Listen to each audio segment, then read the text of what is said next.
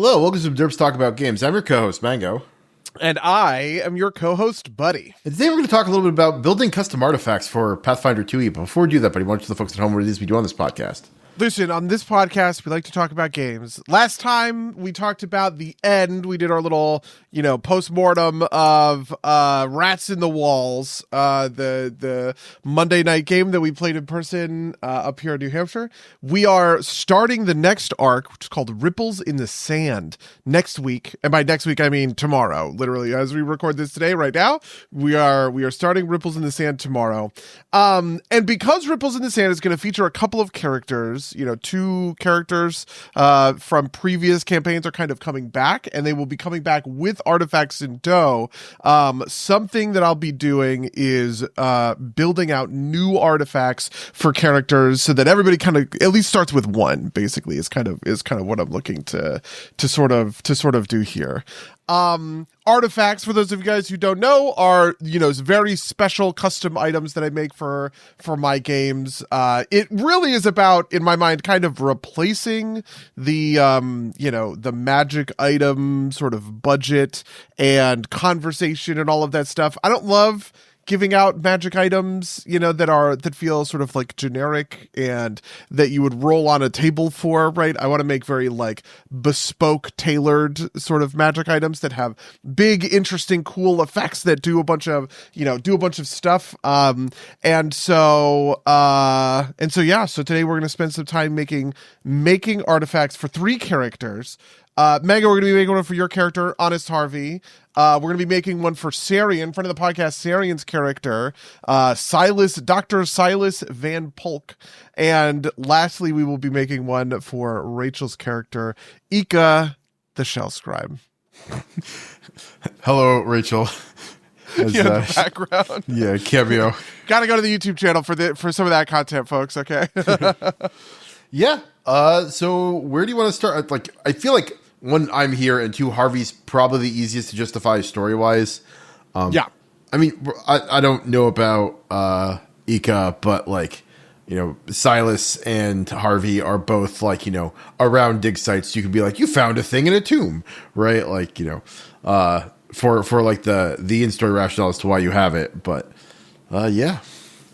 So I definitely think that we can start with Harvey, especially because Harvey is also the character that I have the least understanding of sort of like build wise, and this is always kind of a place to sort of go. Whenever I'm starting with artifacts, I actually typically start outside of the context of game systems, and then I kind of justify game systems later on. So I guess this is like a little peek, a little peek behind the curtain when it comes to the way that I make these. So for instance, with the artifacts that I made for Rats in the Walls, I started from the premise, they are each going to find one artifact from a different Skaven clan in the Rat Warren, which was the dungeon that you guys completed. And then kind of filtered it down from there, right? So sort of the function followed flavor in sort of that perspective. But I'm in a complicated position here because, I typically get a little bit of time to interact with you guys, like on a character level before I start building out artifacts, and I can kind of figure out, like who you are and how you exist sort of within the world. Because Harvey has never appeared on screen. What would be your one sentence summary of him as a character doing an interesting kind of unique thing mechanically? So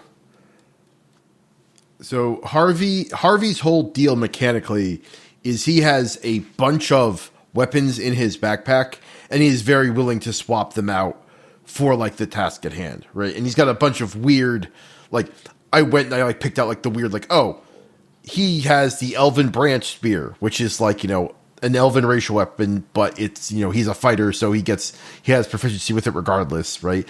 And his main weapon is this, it's from the Jotun ancestry in Corp, or not in Corp, but in PF2E, but it's essentially a war shovel, which I thought was perfect for a post-mortem asset recovery specialist, grave robber. Yeah.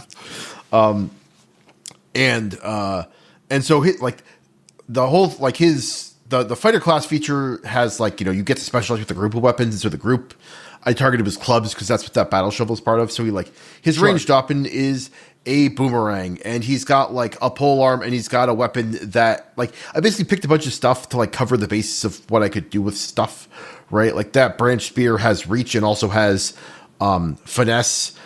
Because his free archetype is rogue, so he occasionally does sneak attack stuff, right? Like, and he's also got like high athletics, and like he took the thievery skill feat that lets him like do dirty tricks. So just kind of like the idea in my head is kind of like right tool for right scenario.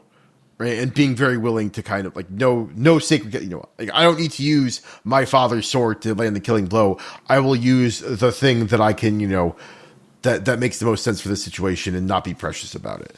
Okay, so hearing that makes me think that it's probably incorrect to even touch weapons in general, right? Like if that's the whole point of Harvey, putting an artifact in the weapon slot kind of tramples over some of what makes that kind of interesting and unique. Is that kind of where, your mind is at? Yeah. I mean, unless it's like a thing that could be like, that would be okay being like, a once in a while thing rather than like an every time thing, right? Like you could hand him the dagger from that you gave Dick, and it would probably work just because like he could use that every once in a while. It wouldn't be like the thing, it wouldn't be a thing that you would identify with him, which is I think your goal for these artifacts. But it like it wouldn't be the end of the world. But yes, that makes sense to me. Yeah, because there was a part of me that was thinking, okay, well, maybe like a modular weapon would be like an interesting sort of artifact to have. So, for instance, I'm thinking about like Bloodsport from James Gunn's Suicide Squad. You remember Idris Elba's character had those guns, but he could reconfigure them into a bunch of different, so he could turn it into a sniper rifle, or these two pistols, or this whatever, right? Like that's cool and interesting, but even that I think would actually step on the part of it of Honest Harvey that is fun is reaching into the backpack and pulling out a weird idiosyncratic, did you know that my gnomish diamond pick, has this weird weapon trait that lets me do whatever in this situation. It's like, that's what's cool, right? Yeah. You don't want to get on top of that. And on top of that, if you gave it to me, I would have to rejigger the gold I spent on those weapons, right? Because I spent them to, I bought like 5 or 6 different weapons and be like, oh, I guess I gotta, sell them or something, right? Like, okay, well, let's talk a little bit more about Fighter, because Fighter is a class that I have not spent any time with in Pathfinder 2e. I do understand that they are the best, they have the best proficiency when it comes to attacks, right? And that kind of stuff. Because typically at this sort of point, then I'm going to start looking at what are some of the things that I could key into mechanically that are, in support of the character's theme and ideas. So for instance, for Druid Bull, I made the rat ogre wild shape, right? And it's because, I understand druids do wild shape. Here is this thing. He can Hulk out and become a rat ogre with his wild shape. And a rat ogre is a very powerful wild shape that has, these sorts of associated rules, right? So it's like, what are the kinds of class features that we can key into in Pathfinder 2e Fighter that would make for an interesting artifact, do you think? So the path I have gone down is a lot of kind of like trick stuff. Things like what did I take? I took we're level 6, so I took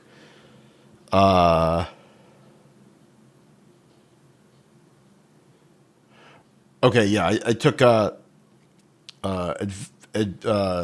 Slam Down, which is a way to do a trip for free. Like you said, I've got Lightning Swap, which lets me switch my weapons real fast.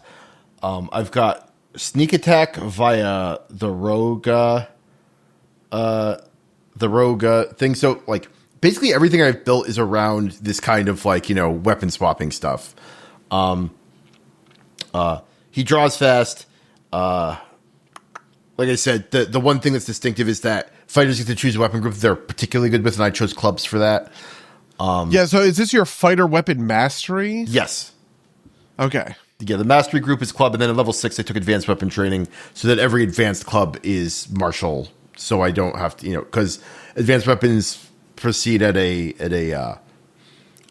track slower for fighters. So like, they're still better with them, but like your advanced weapons are at like expert when your martial weapons are at master, right? And so yeah. And so this is about like critical stuff. I'm looking at these critical specialization effects, which I guess are a type of, it's I guess a weapon trait. Yeah. So every weapon group has a specific weapon crit effect, and various classes get access to them in various different ways. A lot of the ancestries can get access to them through like a feat chain. For like if you are a dwarf, you can get access to like the dwarven critical weapon specialization. Basically, on a crit, you get a special effect. For clubs, it's like a 10-foot knockback. And for like, for swords, it's like off guard. Like this was one of the things that I was actually spinning around in my head is like, do I want to do swords because off guard's good for rogues? If I like, no, this is like a concession to RP, right? Like, the club, like this battle shovel is just too good for a grave robber. So I have to make that my main weapon. And like wanging someone in the head with it is like is good flavor. I do totally get that. I deeply sort of like feel that in a certain sense. So this is kind of a thing, like a thought process, right? Where I found an interesting place where stuff is happening, right? In terms of you have selected a weapon set, and that weapon set have this extra mechanical bonus, and then we can enhance that mechanical bonus in a variety of different ways, right? But now I'm sort of thinking about like, well, how could I like make all of that an item? And I don't have a great answer to sort of that. Like, how do you make an item that makes all of your maces attack better? It's like, yeah, and in a way that isn't just kind of like, this is too good, right? Like, something I was thinking about is like maybe some optional way to like bring some of like, because when I use a thing that isn't in the club group, I'm a step behind. So maybe something that kind of like leans into the weapon swapping thing, such that I'm not leaving all the power behind. And like this is like a very like, if I were just doing this for numbers, right? Like you're like, and when you're using one of your other weapons, you get a +1. That way, you're only one behind your club bonus. Oh my God! Wait. So hold on. You have a backpack full of weapons, right? Yes. And how are those weapons stored in the backpack? Is it like a bag of holding or something? Like how would you store a big giant elvish branch spear in the backpack? It's not necessarily in. So they are. This is important for Pathfinder mechanics. They are strapped to my body. They're not, if they're in the backpack, it takes 2 actions to get. If they're like accessible on the body, right? Like I'm imagining the spear like strapped to the side of the backpack. Okay. Right. But yes, that would be a way to do it, right? Like because this is definitely sort of my thinking of like, well, what if Harvey has a magic backpack, like this artifact backpack that you can put infinite stuff in there.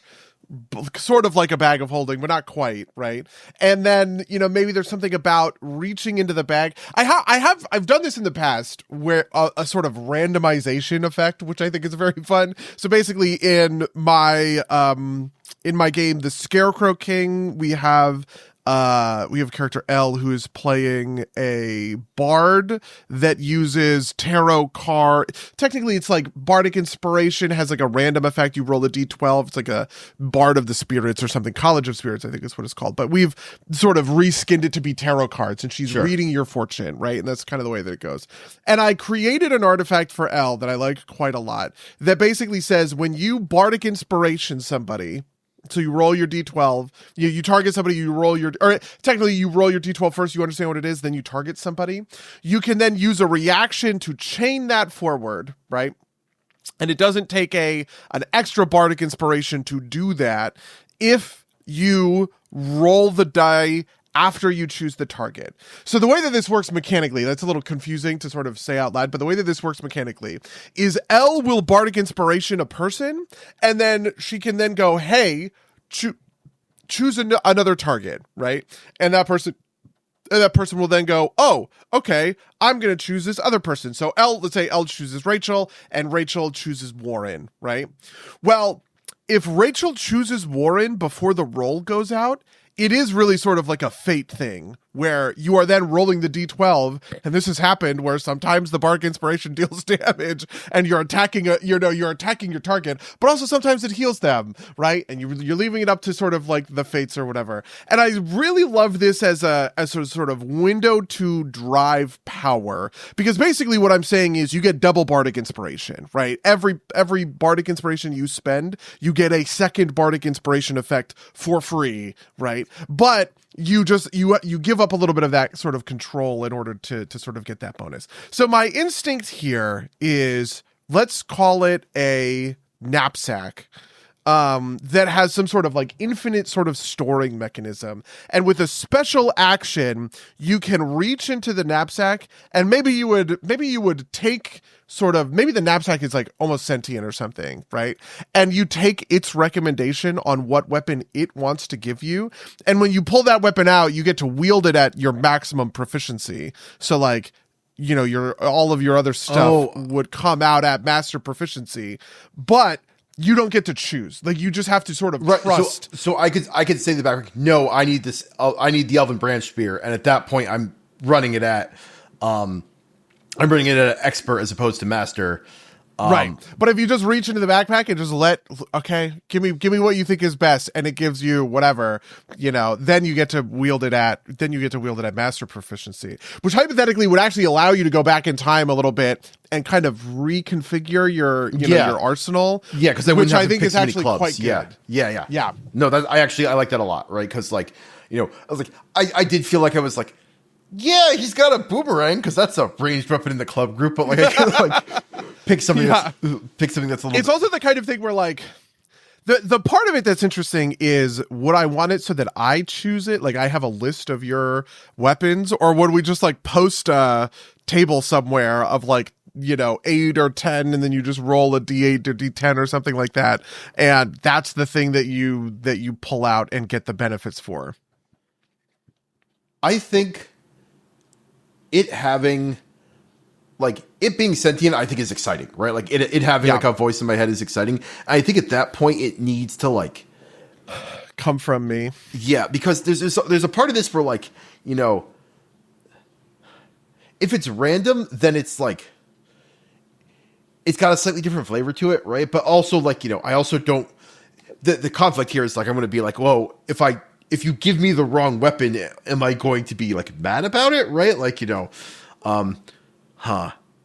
But I like the idea. I just that's It also theoretically is quite powerful and quite complicated, because hypothetically, in my mind, what I'm basically saying is, when you trust the knapsack, you get to use whatever it gives you as if it was part of your selected weapon specialization.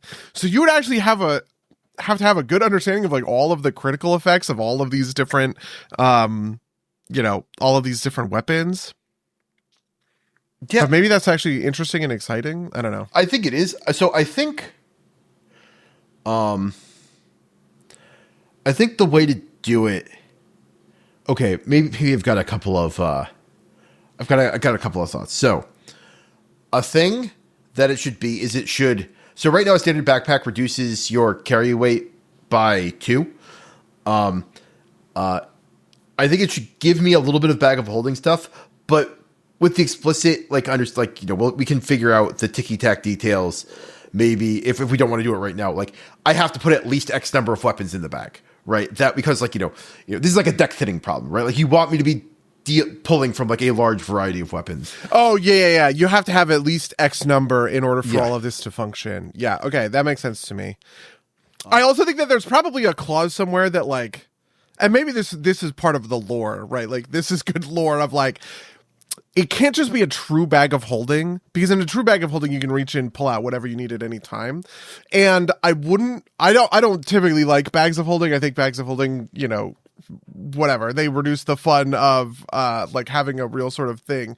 And I kind of like the idea that, like, if you put something in the knapsack, there's just no guarantee you're going to get it out again.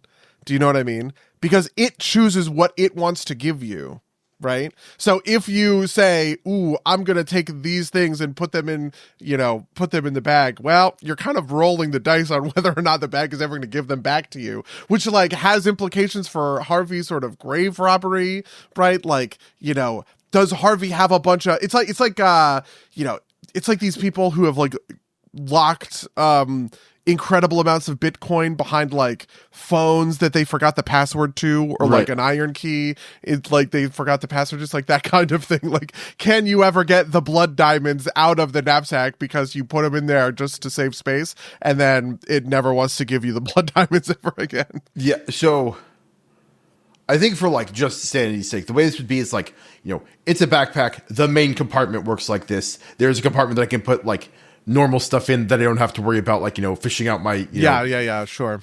And I think I like this, right? Like, he always keeps his battle spade, like, on his back, right? Like, he doesn't put that in the backpack because he wants to make sure he has that. But, like, if I try and choose a weapon, I have to roll, like, a flat check. And if I hit, like, if I don't beat, like, a 4 or a 5, I can't find it, right? Like, something comes into my hand and I don't get the benefit because I failed to check, but, like, it's not the thing, it's not the thing that I asked for, which would be, I think that works. I also think that, like, a potential upgrade is, like, you can specify one trait on the weapon, right? And, like, he'll hand you, the backpack will hand you something. Like, I think this all works if you kind of, like, space it out like that, right? Like, yeah. So I think this works, right? Like, it's got I get the bonus, which includes the critical specialization if I trust the bag.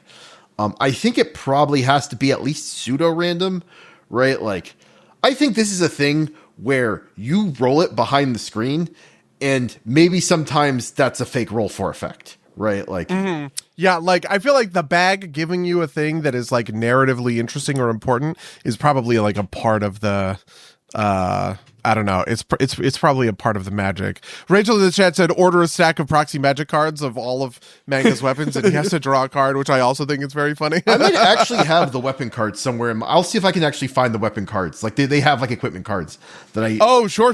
Yeah, from Pathfinder itself. Yeah. What's the other thing? How many weapons does Harvey have, like, right now? Right now he has 1, 2, 3, 4, 5, 6, 7, and then a necklace of knives, which is and maybe I would trade that out because to something else, just because, like, I don't need that anymore, right? And there are, like, a variety of weird things, and one of the limiting factors there was that I was running out of bulk that I could carry. Yeah, this would solve that whole problem because of the bag of holding properties, right? Yeah. What was I was gonna say something. Oh, the only thing that's a little, I guess I did buy a couple of property runes. Like, I bought Ghost Touch on my nunchucks because I was like, if we get a ghost, I gotta hit the ghost, right? So. And I've got, like, crushing on the mall's fine, right? Nunchucks. Yeah.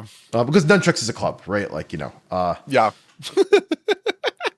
I think that's perfect for, like, I can ask for the Ghost Touch nunchucks if I need them, and then if I fail, well, I'm shit out of luck. But,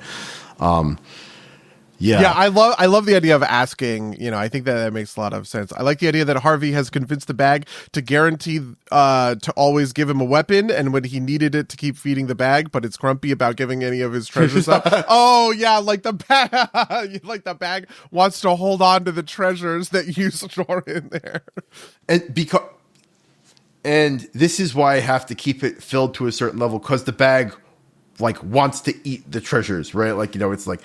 It will only, if I don't give it enough stuff, it's, like, just not going to cooperate, right? Like, it's like, I need more swords, right? Like, type of deal. Yeah, that is pretty perfect. Okay, I really love this idea. Magic crystals. Is there anything else that you wanted to? I don't know. Is there anything else that's kind of included. The critical specialization stuff, all that stuff is just baked into the weapons themselves, right? Like there's something that has to be in there.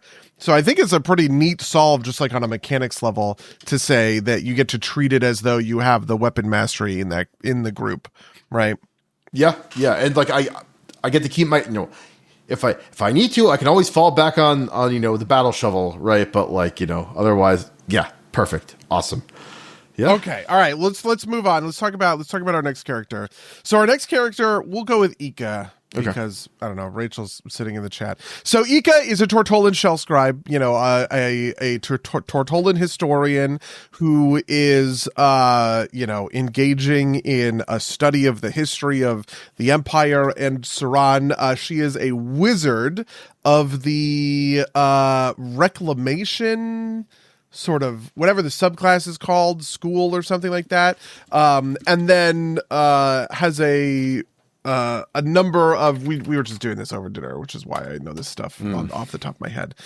Yes, the School of Reclamation, which is a school that is all about bringing back magics that have been lost to time, buried by the ages, all of that kind of stuff. Eka's kind of interesting as an academic, right? Because it's tough to scope out. It's kind of tough to scope out good, cool artifacts for characters that are kind of like flavored in this way. The ones that and crucially, Eka is the sister of Djibouti, who is a character from 7th Expedition. Now, the thing I was thinking about for this is I already have Djibouti's artifacts from 7th Expedition scoped out. So I was thinking to myself, what would it look like if I sort of used that as sort of a place of inspiration? Djibouti has 3. Is Djibouti also a wizard? Djibouti is also a Tortollan wizard, but crucially, Djibouti is in 5e rather than Pathfinder, right? So a little bit different. And just so I get the full mechanical picture, what is Eka's free archetype, and what is Tortollan being built on? Because Tortollan is Tortollan is being built on lizard folk, which has a pretty close to. It has like an armor. Yeah, exactly. Perfect. Yeah. But we haven't talked about free archetype, so I don't know, man. Rachel in the chat, you want to tell us what archetype you're thinking for Eka? Go nuts. Yeah, no idea. Great. Okay, awesome answer. All right. Djibouti has 3 artifacts. To lay these out, because they all came from like very specific stuff that was happening inside of Sanford Expedition. The first one is the Icon of Blood. There's a number of these. One of the big kind of features of 7th Expedition is the history around this character known as the Blood King. The tomb of the Blood King is in the Eastern Forest, where they like landed and was like a major focus of a bunch of stuff that was kind of happening. The Icon of Blood is like a medallion that the Blood King sort of had, and it said a number of times per day equal to your proficiency modifier. You may drain the magic in a living creature's blood to fuel your magic with a blood siphon. You may take a melee touch attack, dealing 1d6 necrotic damage to your target if you hit. If you miss, you suffer 1d6 necrotic damage. Either way, you restore a first level spell slot. So the idea with the Icon of Blood is that this is a way that, especially in like a long dungeon or something like that, Djibouti can either make this touch attack to try and refill on a spell slot, or Djibouti can take the damage themselves in order to restore the spell slot. But the main benefit there is here is a way that you can regain spell slots. The second one, which is kind of no joke, the most powerful artifact I think I've ever designed, is called Croak's Crest. Lord Croak is an incredibly powerful mummified slan who the players kill. There's a whole bunch of stuff going on with Lord Croak.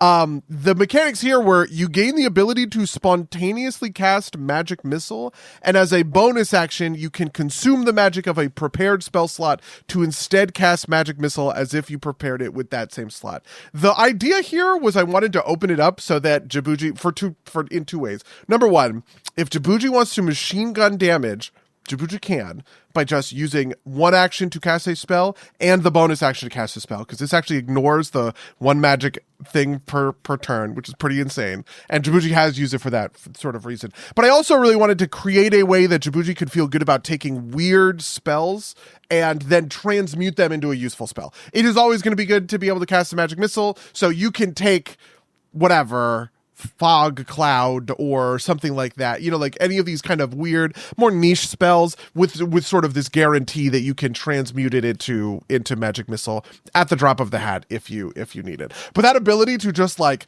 machine gun spell damage is the thing that's so insane about Croak's Crest. And then the third one of these, which is the one that everybody likes the most, because again, this is going to be this one is is sort of like a character, basically. This is Cho, the Ancient Stylus. So Cho is an artifact. It's like a stylus, because the idea is that the writing, there's all this detail about like the civilization and how they do writing, and they do writing with stylus on wax slabs and stuff like that.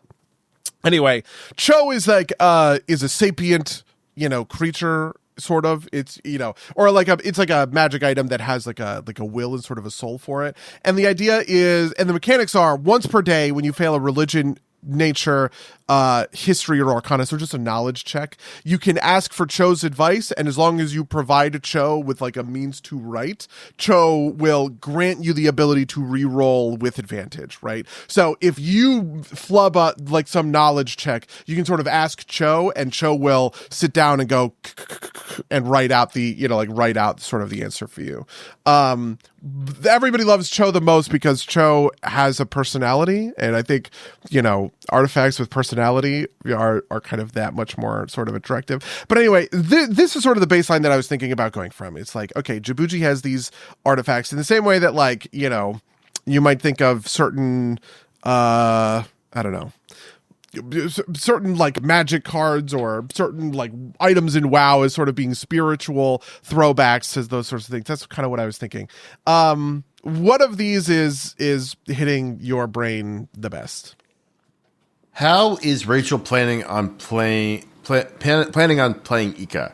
Like, is the plan for it to be like a combat utility mage, a blaster, a doubtful of a blaster, okay. I guess. My expectation, I never really think of all of Rachel's characters. I think are very built on sort of like RP and understanding kind of like the mysteries of the universe more than doing crazy sorts of like mechanical feats of strength or damage or something, like kind of along those sorts of lines. So yeah. Imagine me playing a useful character and someone who isn't just doing dumb shit. So there's two ways to approach it then, right? Like, something that is like that crest is great for like, I want to take all of these kind of, esoteric spells, but I want to be able to like, in a moment be able to do something about it. Although I will say that like, the cantrips kind of handle a lot of that, right? Like, yeah. And then the other way to do this is the obviously for a mysteries focused character, that quill thing sounds about like in the right kind of vein. Yeah, there's another thing, which is we were talking about an ability called, I think it's called spell blending, which is like a thing. Oh, is that like the thesis? Maybe. Spell blending, having this ability to sort of trade out lower, spell slots for a higher spell slot. So you can like pitch 2 level 1 spells to get a level 3 or level 4 spell, like that kind of thing. Something that I was thinking about is this. I think this is really interesting as like design space, right? Like, you can imagine a world where, so this is what it says, right? You theorize that spell slots are shorthand for an underlying energy that powers all spellcasting, and you found a way to tinker with the hierarchy of spell slots, combining them to fuel more powerful spells. During your daily preparations, you can trade 2 spell slots of the same rank for a bonus spell slots of up to 2 spell ranks higher than the traded spell slots. You can exchange as many spell slots as you have able, and bonus spell slots must be of a spell rank you can normally cast. So basically, really it is, you can pitch 2 level 1s to get a level 3. You can pitch 2 level 2s to get a level 4, right? And I was sort of thinking, I was like, what if there was like an artifact that keyed into this, but allowed you to sort of truly blend spells together, right? So imagine you pitch...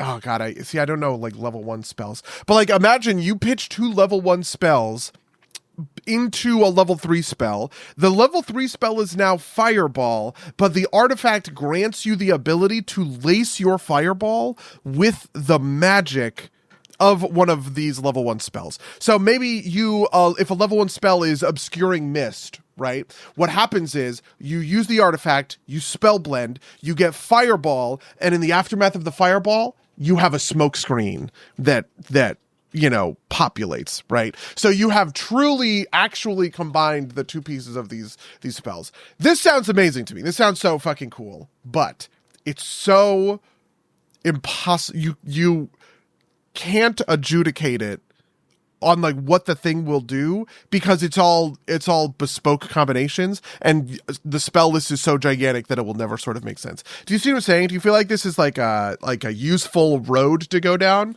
I think it is. I think there's interesting stuff here. I think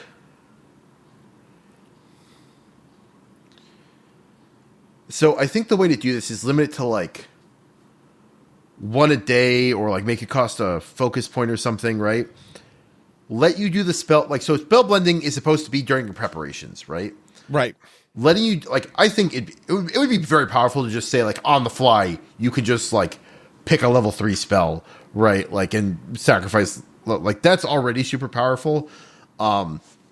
But yeah, in my mind, I think it would have to happen at the beginning of the day. In my head, it would be when you do your daily preparations and you use the spell blending feature. You would maybe, because you can do it multiple times, right? You would choose one iteration of that, and you can combine one of the lower ranked spells into the higher ranked spell. But maybe what we would say is that like the effect of it is just like a thing that we would kind of negotiate in sort of the moment. Because like I don't think that like I don't think there's any way to like handle that algorithmically. Essentially, you have to sort of make a bespoke answer on the fly. I mean, you could just like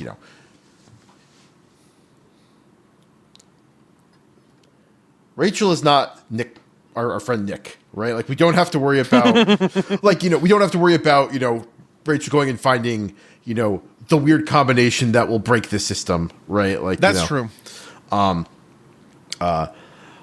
Whereas, you might have to worry about, like, say, me doing something like that, right? Like, honestly, there's a part of me that even wants to say, like, once you have blended 2 spells together, you can't blend the same spells together. I think do you know what I mean? I think that's... Is that too restrictive? I think it is. I sort of love the idea that every time you use this, you're using it with a different set of spells. I say you have, like... put a cooldown on it, right? You can't blend for like a week or something, right? Like, and like come up with some flavor. But I think you sacrifice 2 level 1s, you get a level 3, and then the level 3 gets a rider that is the level, like a level 1 spell at level 1, right? Like you don't. Like, so I'm thinking like Fear is Fear or Commander, like level 1 spells that I am familiar with because they are decent spells even in higher levels in the level 1 slot. And it's like, a Fireball with a Fear Rider, right? Like, and the one target gets affected by the level 1 version of Fear, which is like, they roll a save and they might be scared, right? Spooky Fireball, right? Like, I think that's mostly fine. But you have to, if you make them do it or if you make, the choice at the beginning of the day, then they have to choose what the spells, and I think that's mostly, I think that's mostly fine. Yeah, I think so too. I also like the idea that like it is something that you can. We didn't really talk about this with the knapsack, but it's also true for the knapsack. Like part of how I design the artifacts is you should be able to upgrade them over time. And this Right. is the kind of thing that's very scalable, right? Where at the end of the campaign and you upgrade one of your artifacts from uncommon to rare, and this is the one that you choose, and now all of a sudden you get a new ability to do it even better or something like that. Like that makes perfect sense to me, and I think that's pretty awesome. Right, like you could upgrade this into like a live blend, right? Like you in the moment can blend two spells together, and then you have to use your rider spell has to be one of the ones that you're giving up in the moment. Now there is another version of this that I was thinking about that I just want to pitch as an alternate to see what you think. There is spell substitution. Are you familiar with this? I think it might be a feat or a class feature. Spell substitution is another arcane thesis, right?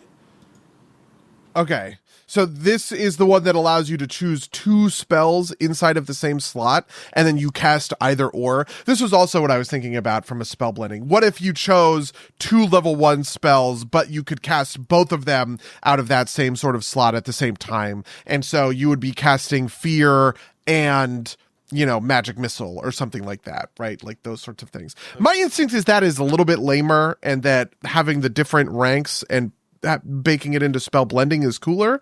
But I didn't want to mention it just for the, I don't know, for the contrast maybe. Do you know what the name of that, because spell substitution is a different arcane thesis, and that says you can spend 10 minutes and swap out your prepared spells.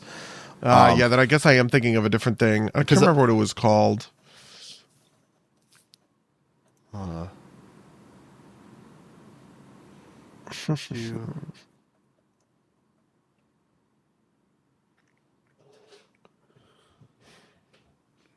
Like let me see if I can think of this.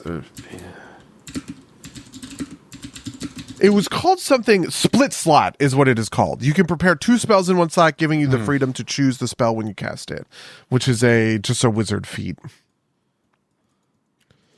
Oh yeah, okay, I see what you're saying. Yeah. My feeling is that this is not it's the same effect, but a little bit lamer, and that the cooler version of it is cooler. So do the cooler version of it. So this is what I'm going to tell you. I'm going to say that, like, if Rachel takes split slot, the upgrade to your spell, your spell blending artifact is you can also use this effect with split slot, right? Like, oh, that's actually a great answer. Yeah. Okay. All right. I love this idea. This is pretty perfect. We have one last artifact to go for, and this is the one that I have the least amount of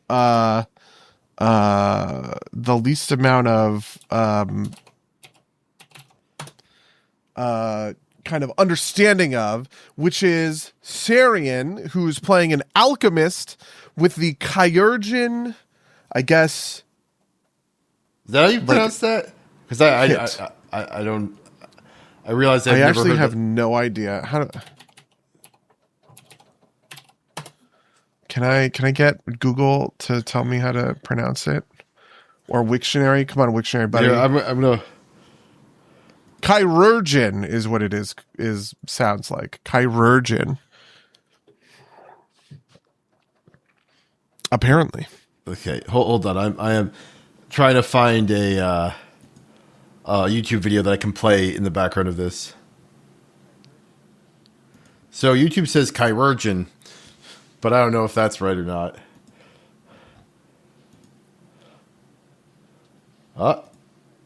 Yeah, Kyurgin is what Merriam-Webster says. So surgeon with a Kyur on the front. Yeah. So Sarian is playing an alchemist and a Kyurgin. And I guess I am now looking at it that the formulas are two common first level elixirs with the healing trait. You can use your proficiency in crafting for anything that requires a proficiency in medicine. Which certainly makes sense to me. My versatile vials can be used to heal a creature. So basically, instead of having bombs, I guess you kind of have these like field potions that you're kind of crafting, which sort of makes sense. And he did describe himself as like a healer, like the party healer. When we talked about some of this stuff, sort of. I think previously. Have you ever interacted with alchemists or Kyurgins you have in particular? I wonder if. Sorry, say that one more time. You cut out for a second there. I still think he has access to bombs.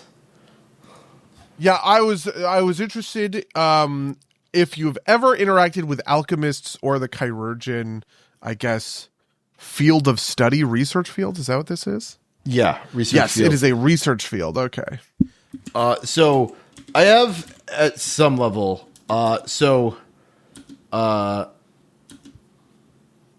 Okay, yeah. So Kai, I haven't interacted with chirurgeons, but the quick alchemy is this way that this kind of feels. Now, basically, your research field, I believe, dictates what your quick alchemy looks like. I think the bombers specialize in bombs, but I think everybody gets them, or at least gets some access to them.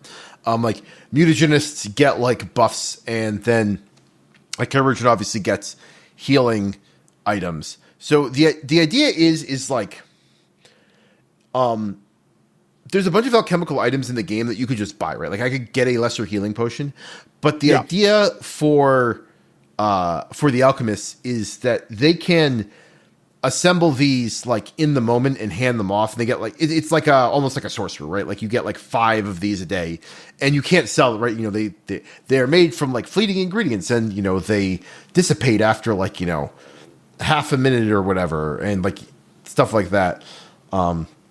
So it's kind of like imagine you had access to like, you know, Tanglefoot bag type stuff, but on the fly as opposed to, I think on the fly as opposed to, what's it called? Having to buy them ahead of time. I think they might be prepared in the morning. It's been a while since I looked over this. It's called Quick Alchemy.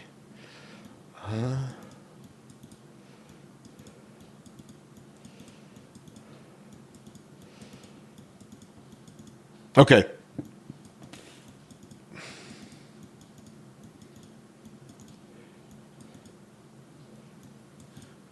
Yeah. Interesting. Yeah, there's a part of me that is thinking that, you know, maybe touching that stuff isn't really worth it. Part of it is that, you know, Silas van Polk has this kind of combat medic. He's part of the IVth Legion. The IVth Legion are a legion that fight orcs, that fight greenskins down in kind of the southern sort of empire. And I was thinking maybe I could pull something kind of orcish to sort of satisfy some of this, you know, like orc tech of like weird contraptions. It also sort of like feels in line with what kind of alchemist and chirurgeon is kind of going for. And then the other thought I had is that this is like a very Civil War sort of character. You know, one of the things we were talking about is when he was writing his letters to Takasia, you know, I shared Takasia.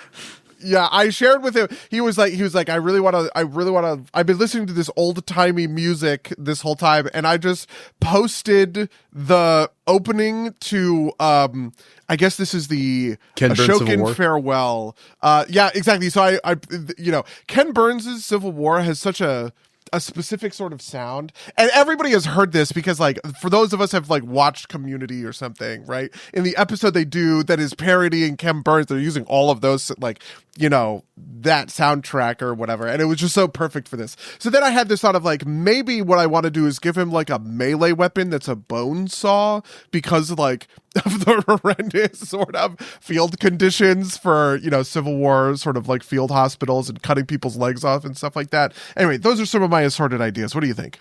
So off the top, Sarian's in the chat, so we can talk to him. Welcome to the chat, buddy. I believe his archetype is gunslinger, and if that's the case, the easy, obvious thing is like, you know, shove a healing potion in the gun and shoot your ally, right? Like, you know. Oh, yeah, that is very cool. Very Anna from like Overwatch, right? You know, you shoot a little syringe into.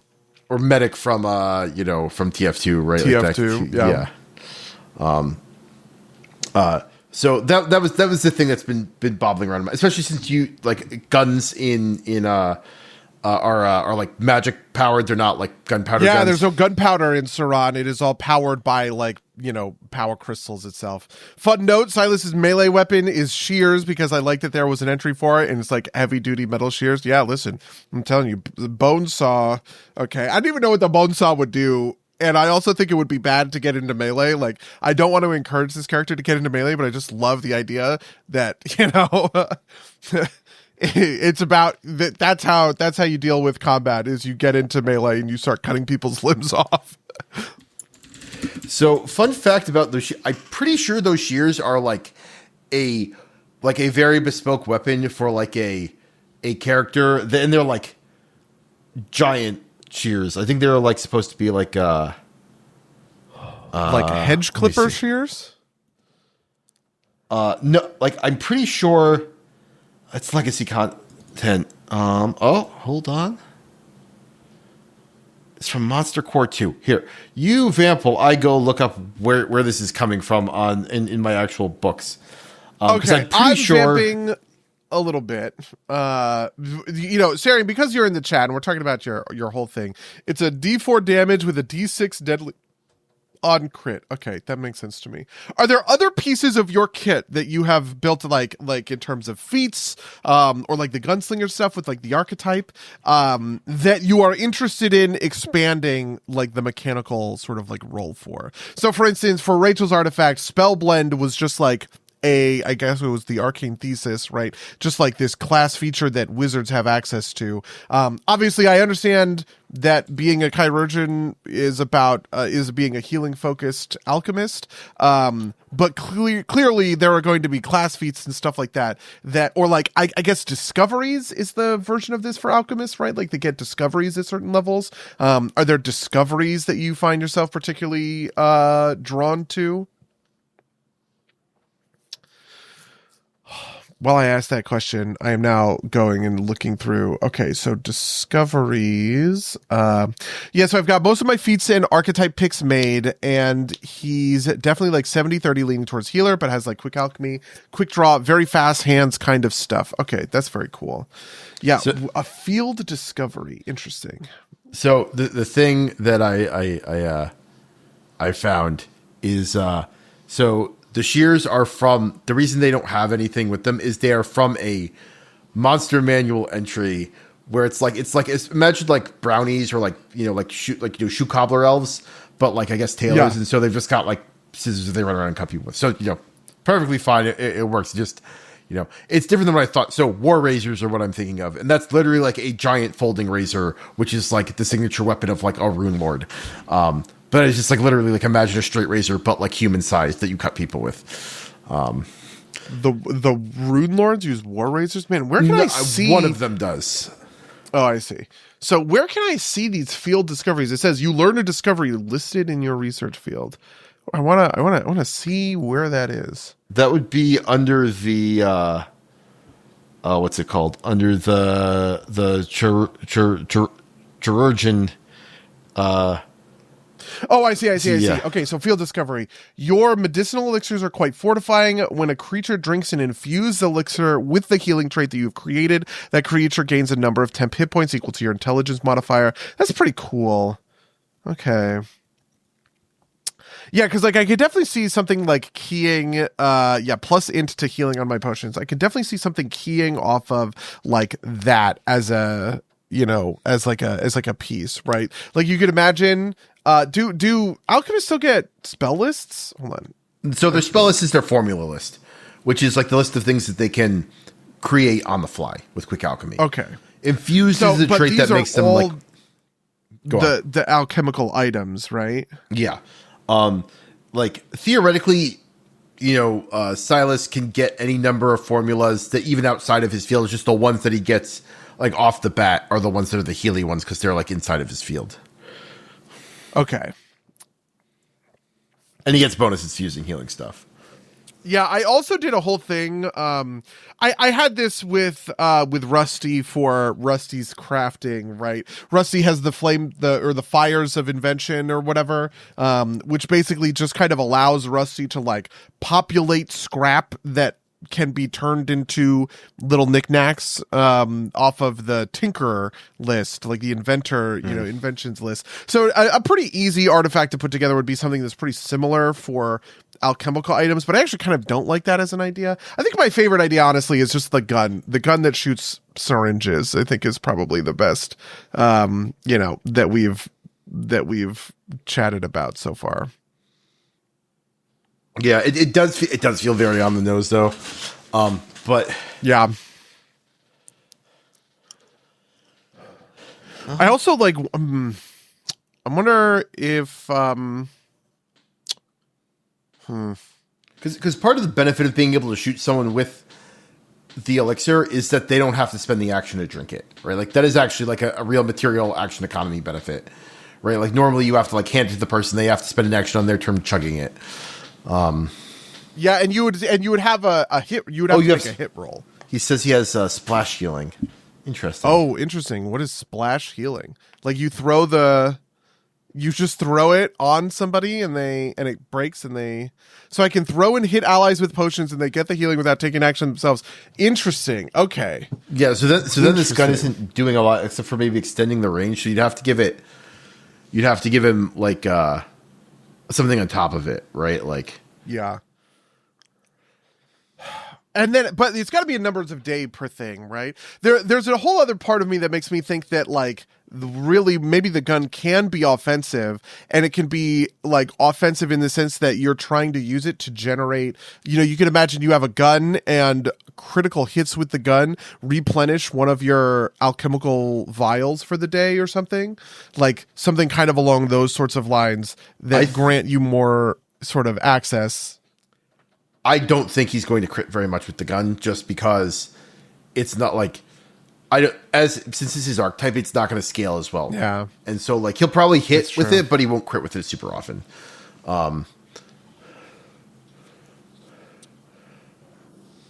Yeah, but maybe shooting and reloading the gun is enough of an ask, just in terms of action economy, right? Like think about it. Okay, so how many because you've got to have a number of times per day. Where's that defined in here? That you can use your quick alchemy vials, right? Yeah, yeah. Come on.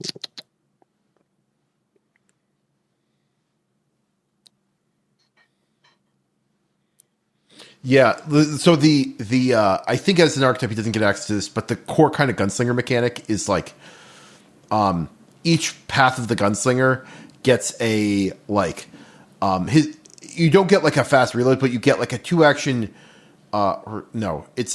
You don't get a free reload, but you get like a reload that is combined with another action. So you I remember in the chat, mentioning Merle had the shoot plus reload plus kick. Yeah, was definitely made sense to me.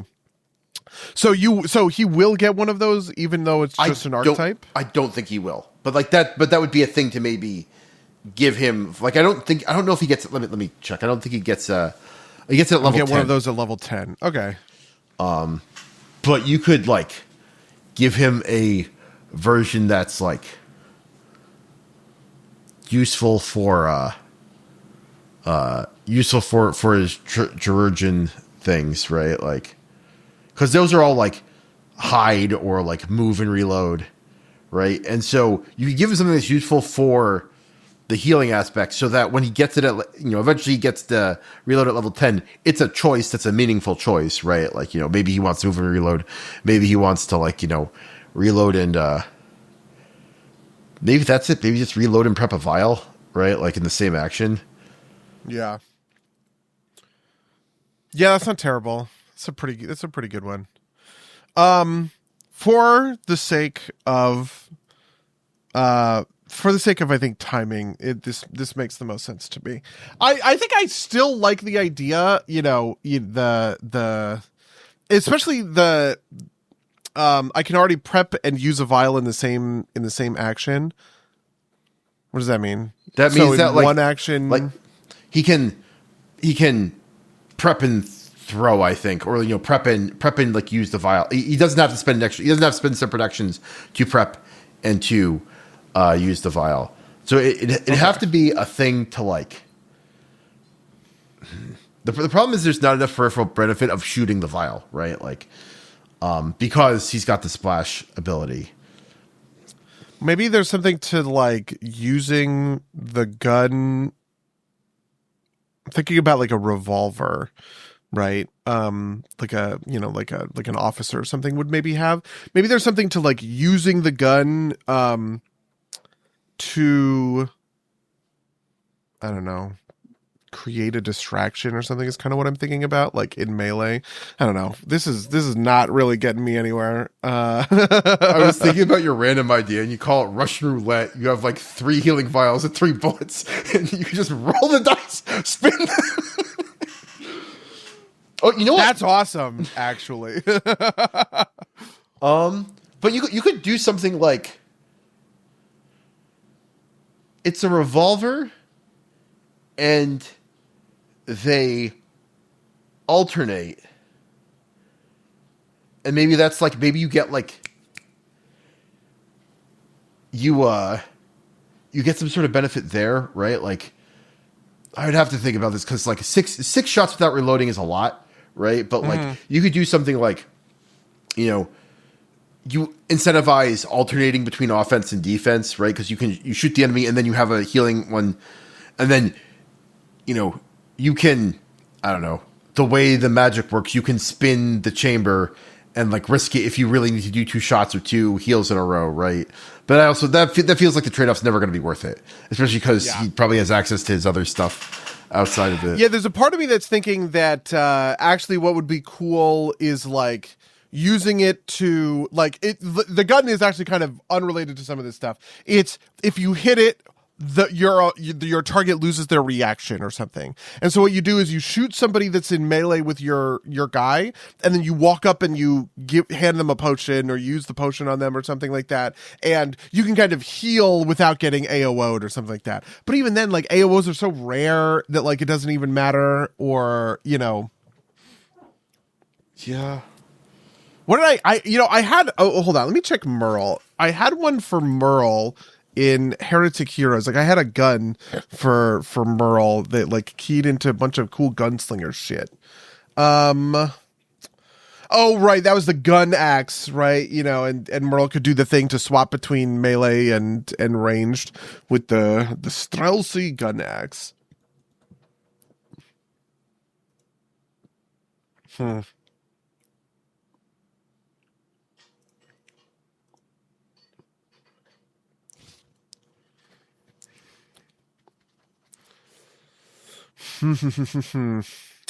Yeah, and then I included a couple of these other Okay.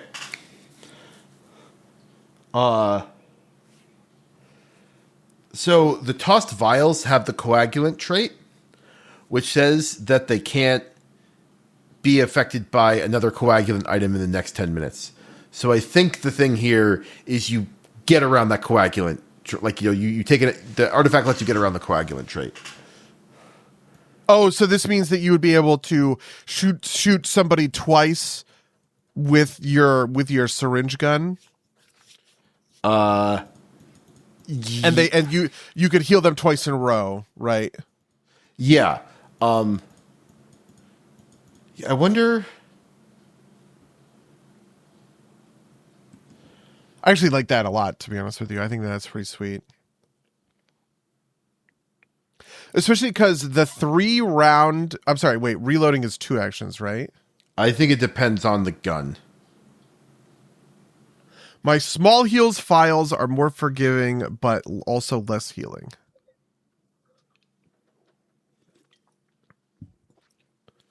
Your versatile vials can be used to heal. A creature can drink the vial for the benefit, or throw the vial at a willing creature as an interact action to heal the creature. In either case, it loses acid. Oh, yeah. So this is actually what... Yeah, I see what you're saying. So in either case, a vial used this way loses the acid and splash traits and gains the coagulant and healing traits plus the elixir trait if a creature drinks it. So you would not be able to use the field vials twice in a row on the same target. Yeah. This vials healing, converted bomb damage, and then healing potion healing, which is bigger. Right. So the bombs healing, I think, is the one that gets like this coagulant thing, but that's... Yeah. I think maybe the answer is instead of the coagulant thing, it's the gun lets you load a healing potion heal into the gun for a bigger heal. Right? Yeah. And if you want to... Actually, I think the right way to do this is loading it into the gun gives it the coagulant trait, so that you can spray multiple of your friends, but you can't do bomb heals on the same person. Correct me if the chat or if I'm wrong about this, Ryan, but it sounds like the small heals have the coagulant but are ranged, and the big heals don't have coagulant but are handed off. Is that correct? The big heals is the part that I don't actually see. So the alchemists can make a normal healing potion X number of times per day. You can normally not throw these at people, right? Like you have to hand them to them. They have to drink them. Oh, he has healing bomb. Damn it! You've really optimized the shit out of this.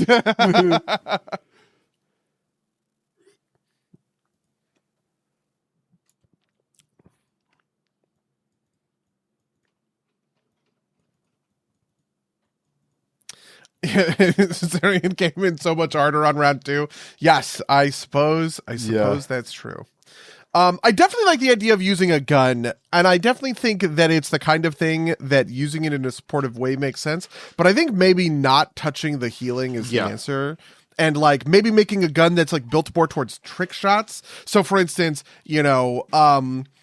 because Silas has taken the Hippocratic Oath, Silas is not going to, like, the gun is not as effective at shooting somebody in the head for damage, right? But it is effective at shooting the knife out of an interloper's hand or something like that. You like maybe something kind of along those lines is another line where it's like, does that make sense? Do you see what I'm saying? Or did I cut out? It sounds like. Yeah. You cut out for a second, but I get what you're saying. That like because the Hippocratic Oath thing, it's less direct damage and more kind of tricks. Yeah, that could work. Yeah, because like I think if somebody's building up a healer, they don't want to be trying to do damage, right? Like I don't think anybody loves the idea of being a healer that does damage, but having a proactive thing that you can do that sort of debuffs the enemy. If that feels like supporty in the way that like healers want to be supporty. Could there be like a healer sharpshooter where he shoots so good he heals better? Yeah, maybe. I do also, the stun tranquilizer thing is interesting, and I think that's also like a good flavor for it. Having the ability to load up, like something that forces saves against, it's not a bullet that's going to deal a ton of damage, but it's something that could force a save against, low level kind of conditions. The ones that I want to use here are like sickened, but that's actually too powerful for kind of what I'm describing. Like if you had a gun that shoots sickened at people, that would be pretty good, I think. But we go back to the Russian roulette idea. He's got 6 chambers. They've got random effects, one of which can be sickened because it won't come up all the time. One of which is like disable reactions. But like the way the magic in the artifact works is like it's not sequential. Like it effectively spins the chamber every time, right? And then it's a D6, and the D6 has kind of crits and misses, right? Like maybe it's a minor effect. I love a randomized effect table. Great. Okay. I love this idea too. Let's ship it, call it good. Yeah, because you could do like sickened, you could do like you said, you could do disable reactions, you could do what else? The hypertension. I also love it because like part of it that I think is cool is because Silas has been, part of a legion that's fighting against orcs, you could very clearly flavor this as orc technology, right? Oh. Where it is like like an orcish, like an orcish revolver, and Silas doesn't quite understand how the mechanics of it work, but just you fire it and it does the thing, and sometimes it's good and sometimes it's bad. That's like very orc technology and fits in with everything else. I think this is a pretty solid concept. Yeah, like if Silas can figure out how to use it right, he could do it for a bunch of cool stuff. But But for now, it is entirely random. Roll a d6, hope that it is a cool, useful effect. Yeah. And then, upgrades are like a roll 2d6, pick your favorite, right? Like, type of deal. Yeah. That's exactly it. Okay. Excellent. Well, we have scoped out all three of our cool sort of artifacts. So for Harvey, we have the sort of the somewhat alive knapsack that is feeding you interesting weapons. For Eka, we have the spell blender, that lets you sort of latch on level 1 spells onto the level 3 spells you make out of spell blending. And for our good friend Silas, we have the orc pistol, whatever it's called. In the Second War for Armageddon, Commissar Sebastian Yarrick famously defeated an orc warlord and claimed his iron claw for his own severed arm type shit. Yeah, I guess it is that type shit, huh? It's the orc pepper box, and it's like it's PEP. Oh my god, hold on, I'm gonna write that down. That's so good. The orc pepper box is so fucking awesome.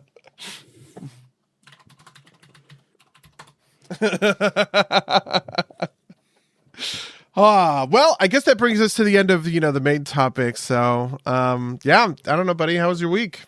It's been good. I've been playing a bunch of Marathon. I got to play some with a friend of the cast, Sarian. Which is their first time doing trios, and it was great. We lost a couple, we won a couple, but that's the way it goes. I had a great time. Cool. I know that Sarian is not as big a fan of the game as I am, but it's good to have trios. It's good to get in there. I think a big weakness of the game is that it really isn't designed for solos, and it just like you die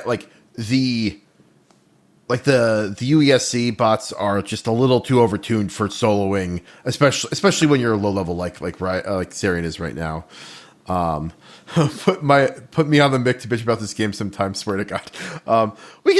We will at some point we will do a cast about this. Once Buddy's got the game now too, so at some point we'll do. I need to actually sit down and actually sit down and play. I've also been playing a bunch of the new Diablo expansion. I played. Basically, I wanted, because we are towards I don't know, I'm not particularly interested in these incursion things in that WoW half patch, and so I'm kind of on my WoW chores are a couple of hours, on patch day or the day after, right? And so I want Diablo to be my kind of mindless listen to podcast game, but before I can put it on mindless mode, I have to play the story, and absorb that with that. Did you play the previous expansion? I played I played some of it because I definitely did some of it, but I also don't remember the end of it, which is Akarat becoming spoilers for the last expansion. Mephisto takes over the body of the prophet Akarat and does a whole false prophet thing. This Whoa. Entire expansion is following him being a false prophet and deluding people and dealing with that. I like Diablo. I have a lot of love for Diablo lore. I really liked Diablo 4, and I especially liked where it kind of ended. I actually love Diablo 4, thinking about it, just on a raw story level. Diablo 4 is pretty fucking awesome. And I have long thought to myself that, I should go back and play the whole game. I don't even think I would do this in a seasonal character. I think I would probably do this on an evergreen character, just to go run through the story from the beginning all the way through the stuff with Lilith, towards, because at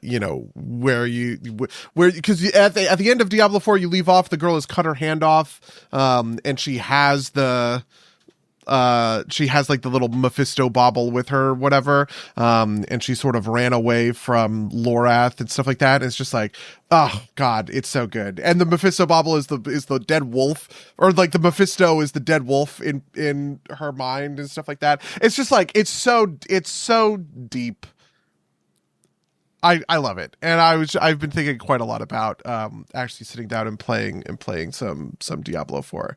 But I instead decided to spend time in another sort of dungeon crawler, which was the Vampire Survivors one, Vampire Crawlers. Now I saw that you played a little bit of this, is that right? I played one run of it and decided that I didn't really like it that much.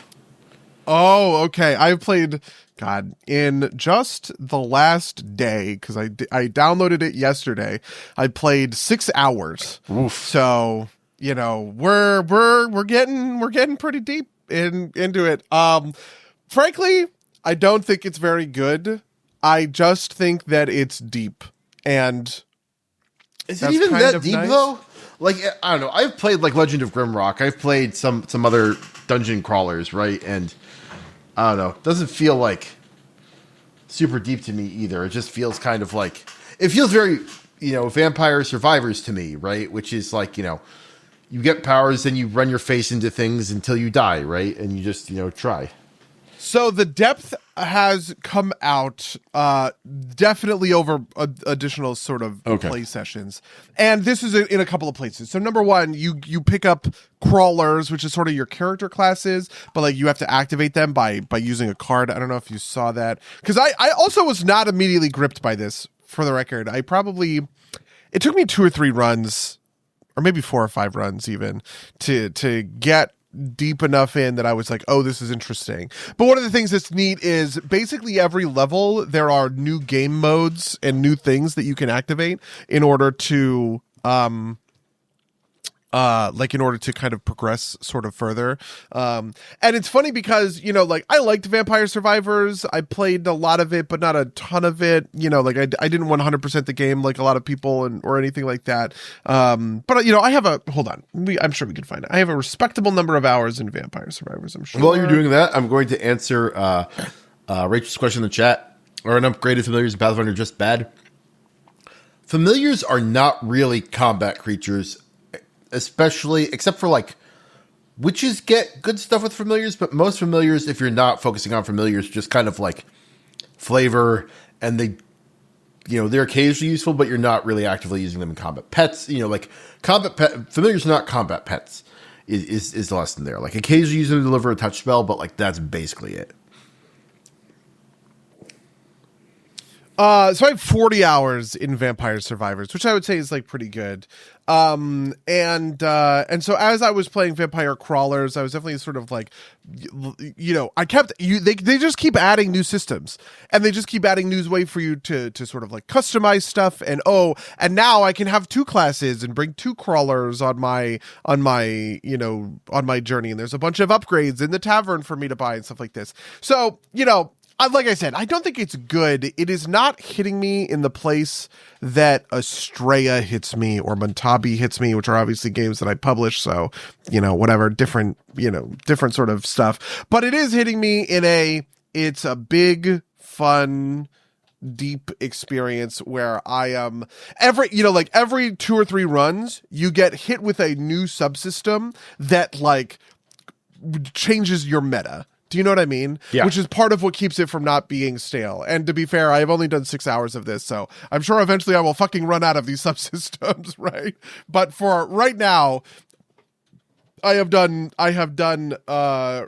X number of runs, and I have yet to kind of like reach the bottom of this, this sort of well here. Diablo is like that for me at this point, right? Because like as you gain levels, you get like, I can start, like they've got like 72 systems that they've layered on by this point, and so it's like, I can masterwork, I can temper, I can re-roll, right? Like I think Path of Exile and Diablo 4 are eventually just going to converge into the same game.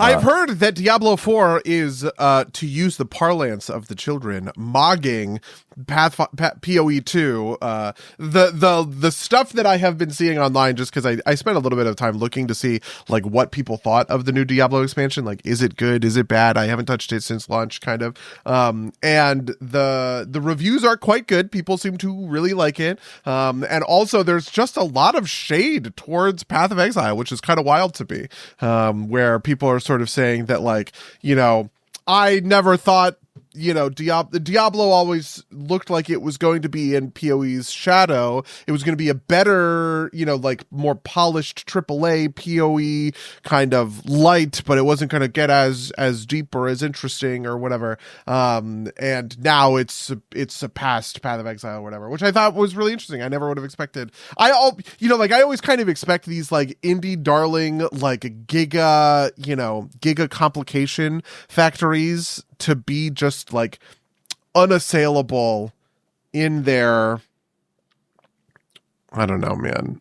I think that Path of Exile is still more complicated than I think Diablo 4 has hit this spot, like, not to bring the game that the other game up again, but it's like kind of like Marathon in that like it is not so casual as as Dad Raiders, but it is also not as hardcore as Tarkov. And so I think it's like it's giving you enough build pieces that you can go really deep on it. But it's not as insane as like, you've seen the Path of Exile passive tree, which is like, yay big, and then like all the skills are on gems and all that stuff, right? Like Diablo 4 is definitely a more guided experience than that, but it still gives you a lot of flexibility and a lot of cool things to do.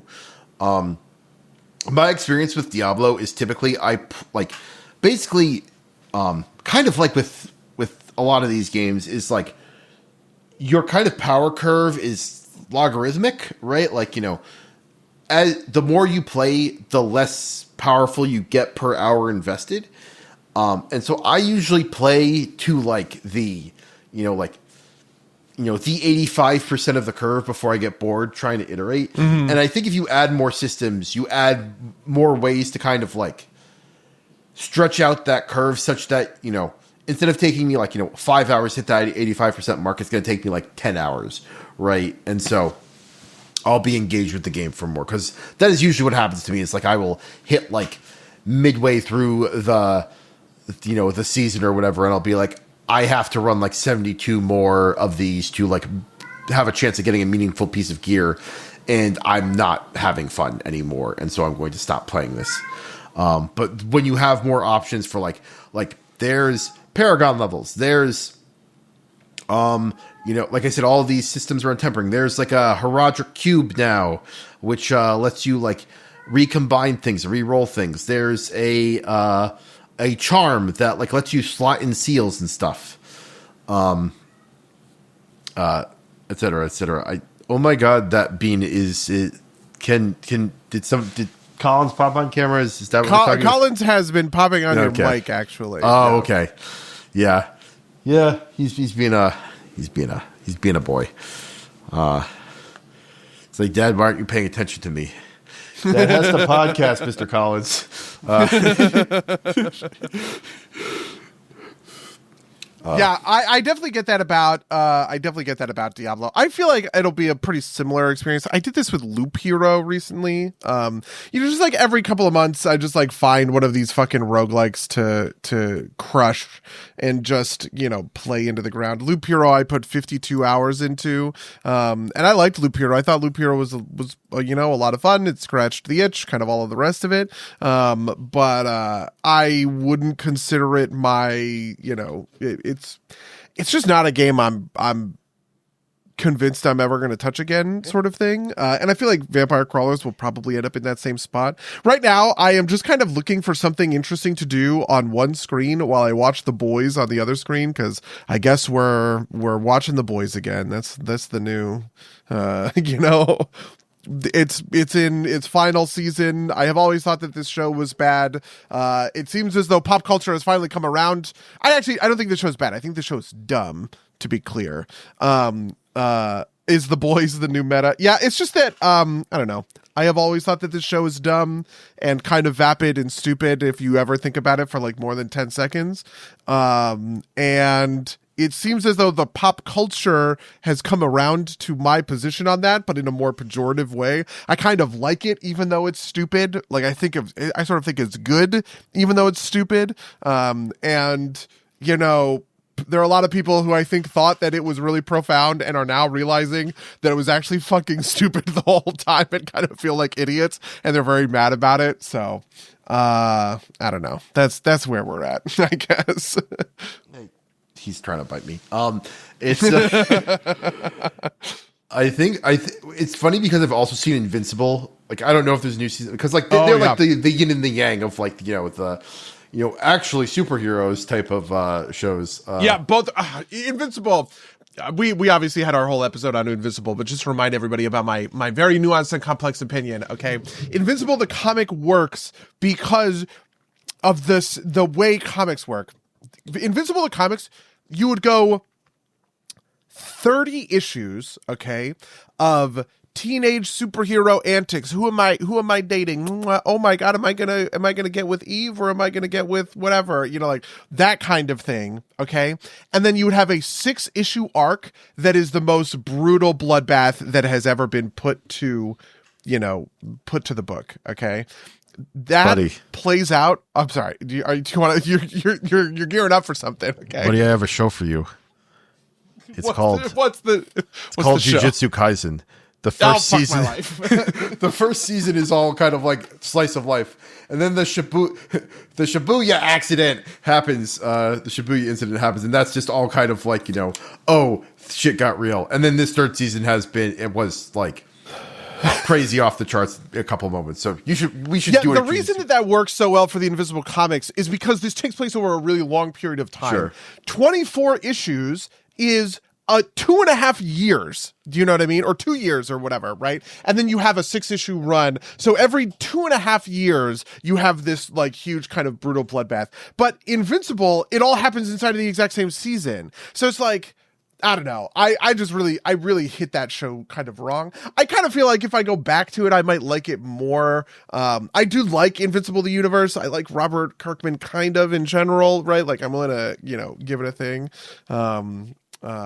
Who should I date? Where should I eat dinner? How do I reconcile the blood on these hands? That is exactly what Invincible is like as well. So I definitely understand the Jujutsu Kaisen comparison there. And it works. I don't know. Maybe I'll do Invincible after this. You know, it works with JJK because like it's like the first season into the second season into the third season, because the second season is split into like a backstory arc and like the Shibuya incident arc, which is like the big real stuff, and then it's pretty nuts. I would actually rewatch it to do an episode. I think that'd be a good episode for the future. You know what else I rewatched? I actually just finished this. This was kind of my like WoW, when I was like mining in WoW show for the past couple of weeks, and I just don't think we've talked about it. It was 30 Rock, you know, the Tina Fey show.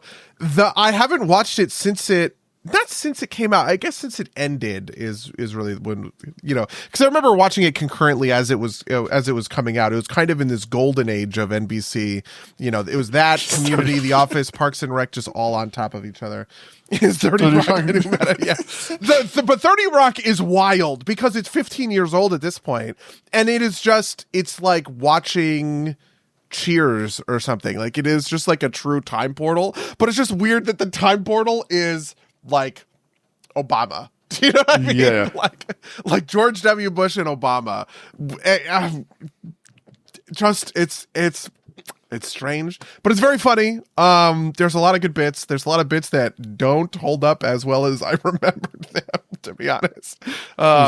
You know, friend of the cat, one of the friends of the cat, one of the Alexes posted in a chat today that was something like, you know, it's like, where do you have your money invested, Liz? He's like, I got $12,000 in a checking account. And Alec Ball, you know, and Jack Donaghy says, what are you, an immigrant?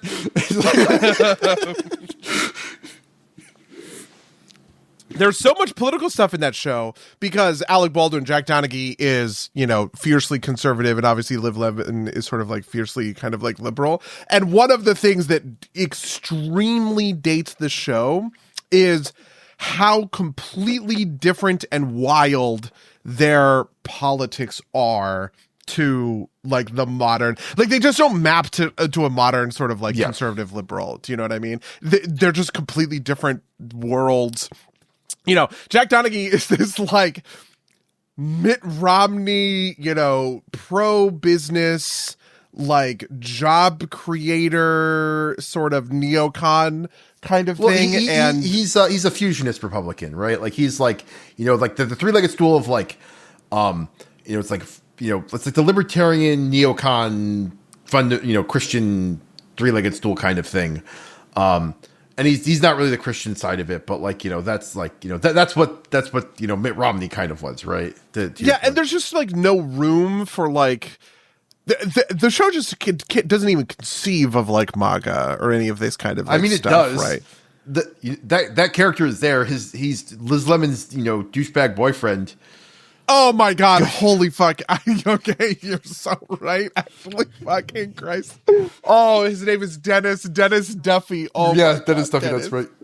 What's the funny part about Dennis is like, 30 Rock is the new meta. Okay. Like, Dennis is such a fucking moron and is also like one of the best acted characters on television. And I think that guy understands it because all he ended up doing is going and doing a million commercials for like State Farm or something where he just plays Dennis Duffy essentially. But just like, God, what a fucking character. Yeah. And then Liz is obviously this kind of like, completely dead in the water Hillary Clinton sort of, feminist liberal thing that's just like a dinosaur in today's, day and age. It just doesn't make any sort of sense in our kind of modern politics, which I find hilarious and interesting and funny. There's the whole thing about like, as parallel tracks, right? Like Parks and Rec and 30 Rock, where like, where essentially Jack Donaghy and Ron Swanson are like written to be kind of like, counterparts, but they end up being like super well loved because like, like there's a thing here about how like the main characters, like Amy Poehler and Tina Fey's characters, right? Like, because they are the characters that are going through a lot of growth, they end up as messes, right? And so it ends up kind of like silently affirming kind of like Jack Donaghy and Ron Swanson as people who have their shit together, right? Like, and, who are like, solid, decent people, even though that kind of like goes against the implicit politics of what you would have expected from like a writer's room of that era, right? Like that, they're like, actually these guys are wrong and bad, but like they've got their shit together, right? Like, it's an interesting way that is played out, or that played out across those two series. Yeah. And they you can see the writing end up like giving Ron Swanson, Jack Donaghy more flaws, I think, to kind of like get away from some of that type of deal, right? This goes all the way back to kind of like, I think like what is it like Archie Bunker and them, right? Like the like loving like the kind of like loudish regressive characters, even though they're not supposed to be the well liked characters. Oh, so Rachel in the chat asked about re-explaining how free archetypes work in PF2E for the 8th time. So for Rachel and for all the folks at home, the way free archetype works is that at second and every even level, you get a slot for that must be filled with an archetype feat. At level 2, that's obviously going to be a dedication feat in all likelihood. And then at 4th and 6th and 8th, you get to fill them with archetype only feats. All the other rules for the archetypes apply. The only other thing to mention is in your normal class feat slot, you are, by the rules, allowed to use an archetype feat if you would like. Usually this isn't relevant. Like, I think if you end up going with archaeologist, there might not even be enough feats to fill out like a normal free archetype slot. So we might have to get creative with some stuff, but like for like wrestler, which is when I have in a different game, you can take like, at level 4, there's like a slot, there's 2 different feats, and you could theoretically take 1 feat in the free archetype slot and 1 feat in the class slot. But essentially you get free extra feats for your free archetype, which is supposed to be option expanding or flavor expanding. It's, like theoretically for this campaign, if Buddy wanted to, he could be like, you'll get free archetype, but it's only for archaeologist and you'll have to take archaeologist. And that would make some sort of sense, right? So, but that is how that works. No worries. Okay. Yeah. Well, I don't want to necessarily cut it there, but I think I have exhausted the amount of stuff that I'm interested in. I don't know. You want to talk about Magic? We played Magic. We did pre-con stuff. I don't know. It was fun. I won both games, and I'm very proud of it. Okay. Yeah. That fucking currency converter. That lore hold deck is the most me coded deck of just all time. I was sitting there in the second game, especially because I thought I was going to get completely fucking owned. I was sitting there and I was just like, boy, I got off to a much worse start than I did the previous game. But I think I can claw it back if the only thing I focus on is building a mana advantage on everybody else and just kind of hoping that nobody notices that I'm like actually 4 or 5 lands ahead of the whole table. And that is kind of exactly what happened. Eventually I got to this sort of critical mass of just like on my turn, I had access to like 18 or 19 mana and everybody else was on like 7 or 8. And I was just like, yes, okay, this is it. This is the win. Currency converter, definitely a very good card. Yeah. I also think tucking Quint both times.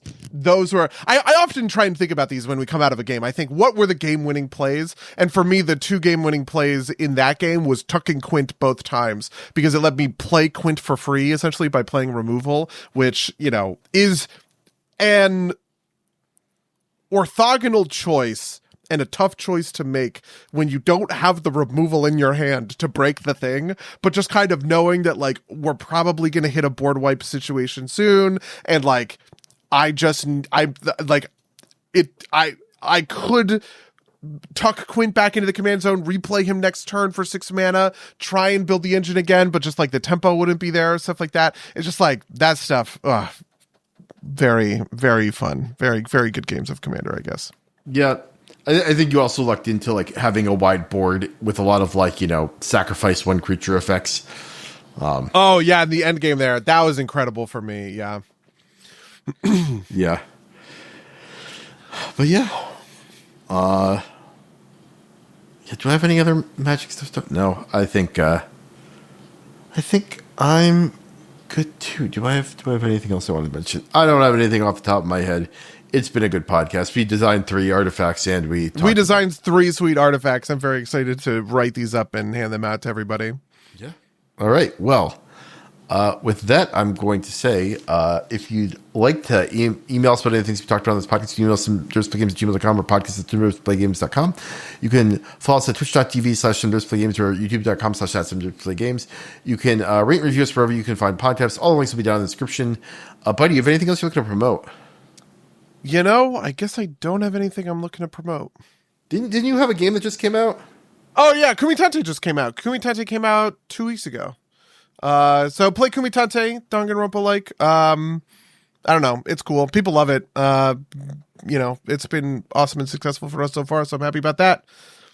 Does Montabi have a release date yet? Not yet, though I do know what it is. We decided it this week, okay? It's in the brain, okay? But you'll have to wait to SGF because that's when we're announcing, okay? SGF? Summer Games Fest. Okay. That first weekend, in June. All right, well, look forward to that. With that, I'm going to say until next time, dear listeners. Until next time, loyal listeners.